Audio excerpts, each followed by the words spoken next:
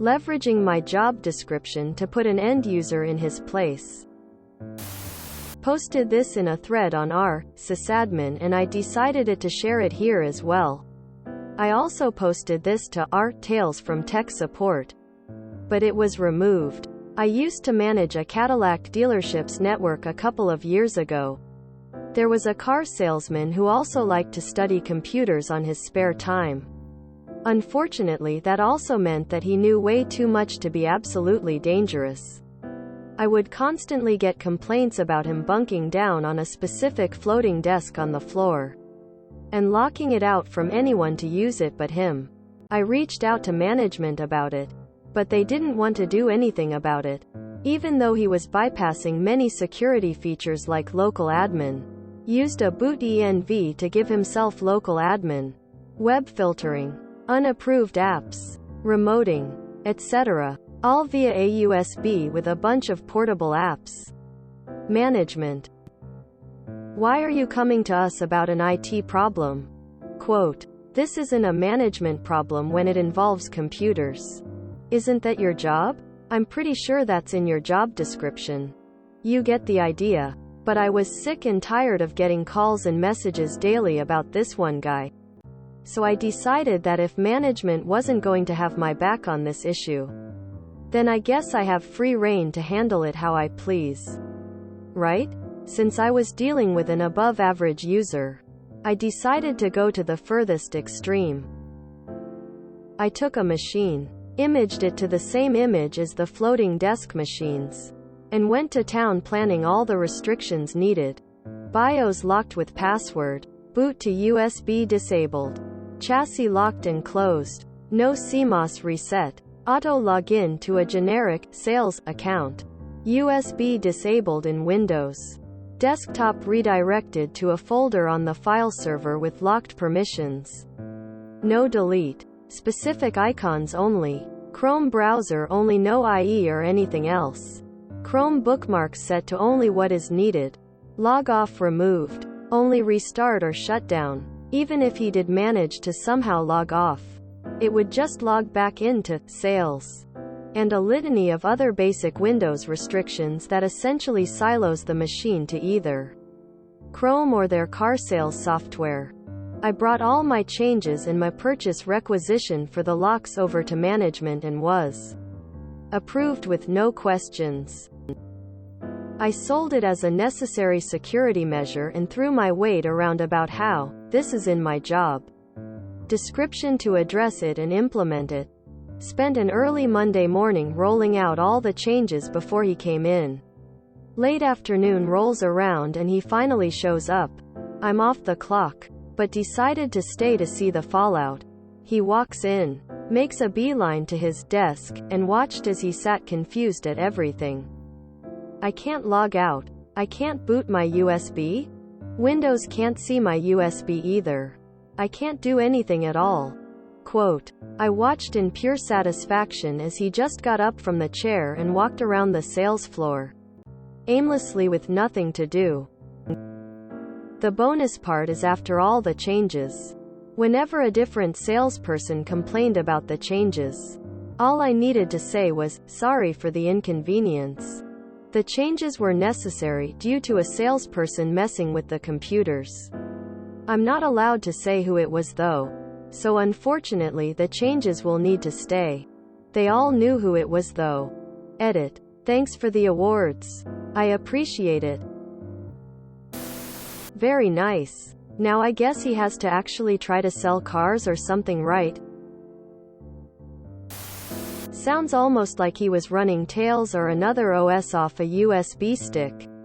I'm struggling to imagine why he would need to do that for anything work-related at work. Sounds like the computers should have been locked down a while ago. Spot on.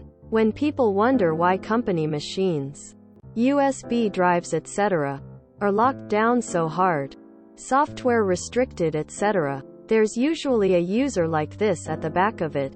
Where I work, we're quite happy to open things up for devs and others who know what they're doing, and actually have a business-related reason for it. But they know if they take the piss or introduce malware onto the network that access is going to be taken away. It mostly works out pretty well. Best, a little knowledge is a dangerous thing, meets sales guy story. At a previous job we had a few small remote branch offices. One sales guy decided he wanted to hook his laptop into the network at a table that had a network point that wasn't patched in. This was before Wi-Fi was common. The first we knew of it was one of our monitoring systems going red as the entire branch office dropped off the network. Troubleshooting mode. Try to ping the branch server. No response. Try to connect to the network switch.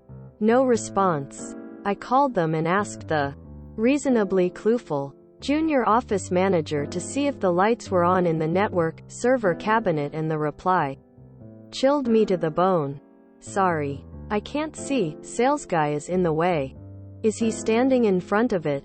No. He's doing something in it. You don't think? Quote. I hope not. Please tell him to back away from it. Right now please.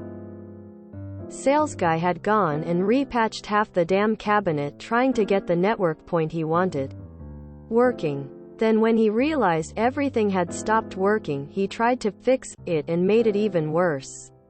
The next several hours were fun. And yes, we made sure branch server and network cabinets were locked after this. This isn't a management problem when it involves computers. I respectfully disagree with your managers. Its job is to ensure the business has a functioning tool to use to make their job easier while ensuring those tools are kept secure against outside threats. The user was bypassing security protocols and securing the workstation so only he could use it. I have to think that's a violation of the AUP. That directly falls into management's lap. It's not a failure of IT. It's abuse by the user. Props to you for having fun with it though. I'd have done the same. It's a classic case of, this is why we can't have nice things. Make friends with IT, not enemies. When will people learn? Every textbook I've read about security has always led with some statement that security will only go as far as management wishes to let it. If the brass decide security is getting in their way, they'll whack it. This story makes my inner network admin smile. Teflon move. Adding, I'm not allowed to say who it was, is brilliant because it immediately arouses curiosity about who to point the finger at, and provides an example that you're following the rules. It just plants the seed in everyone's mind to figure out who the lightning rod is for their new inconveniences. I love how many managers decide their job description only includes managing personnel when it's convenient for them. I'd always wondered how some systems ended up like this. It makes a lot of sense from this angle. LOL, power users are great. Apologies if anyone asked this already, but could you be specific as to what he was doing? So he locked the computer out to everyone but himself? Like, did he have his own user ID? Or was it more than just this? So if these were all floating machines, curious why he didn't hop to a different working machine he could exploit. At least it sounded like you just targeted his. Maybe you actually did them all at once. I remember I had an employee who decided they could watch all the illegal streaming content while they worked from sites like Project Free TV. Sure, she thought she was productive, but seeing as how we worked for our national broadcaster, I felt it was in poor taste and also meant they weren't actually productive because they were watching TV. I asked IT to block the site. Nope. It's a manager performance problem. I said they are breaking copyright law on corporate machines and infrastructure. Nope. I'd like to think it would have been better for employee engagement to have it blocked and not ruin our relationship. Edit. She thought she was productive. IDK, how this is malicious. Sounds like you just solved a problem that management delegated to you. Oh, I hate abusers like this guy. They're always that person who brews trouble because of misuse of company assets, causing restrictions. It's odd that Takes from Tech Support removed this. If I were the sales guy, I'd just bring in a laptop from home and use the Wi-Fi or something. Problem solved for everyone, I'd think. Now he actually had to be available to customers. If you enjoyed this video, please check out our playlists full of similar content. Epicaricast is like doom scrolling for your ears. Please like, share, and subscribe.